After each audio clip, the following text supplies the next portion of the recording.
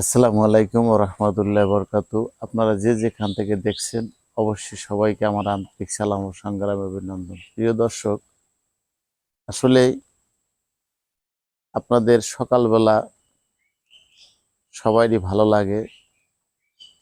বাইরের পরিবেশটা অন্তপক্ষে সবার বেলায় সবার ভালো লাগে। তাই বাহিরের পরিবেশটা আপনাদের দেখাচ্ছি আমি। সকালে নামাজের পরে বাহিরে হাঁটাচলা করতে যখন যাবেন দেখবেন যে সব সময় আপনাদের বাহিরের পরিবেশটা খুব ভালো লাগবে। বাইরের সৌন্দর্য, বাইরের আবহাওয়া, গাছপালা, তরুলতার এই যে দিক দেখেন কত সুন্দর পরিবেশ। আসলে এই পরিবেশটা খুবই ভালো লাগে। নামাজের পরে অথবা একটু হাঁটাচলা করলে তখন বোঝা যায় যে পরিবেশটা কত সুন্দর। তা এই পরিবেশে আমরা যারা একটু সকালবেলা হাঁটবেন, অনেক কৃষক আমাদের গ্রাম অঞ্চলে মানুষ কৃষক কিন্তু মাঠে কাজ করে অতি সকালে। দেখবেন তাদের রোগ বালাই থেকে তারা কিন্তু অনেক ভালো আছে, আলহামদুলিল্লাহ অনেক ভালো আছে।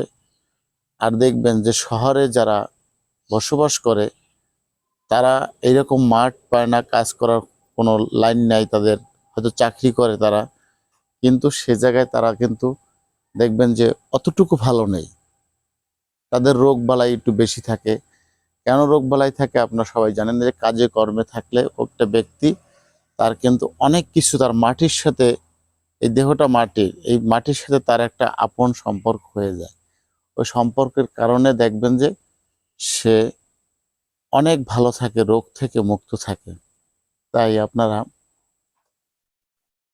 আসলে যাদের এই মাঠে ঘাটে কাজ করি তাদেরকে অনেক সময় অবহেলা করে, তুচ্ছ মনে করে, তারপরে তাদেরকে অনেক দূরে সরাই রাখে। একজন কৃষকের ছেলে সন্তান তারা কিন্তু শিক্ষিত সমাজ, অনেকেই এখন শিক্ষিত ছেলেপান ছাড়া কিন্তু আপনি পাবেন না।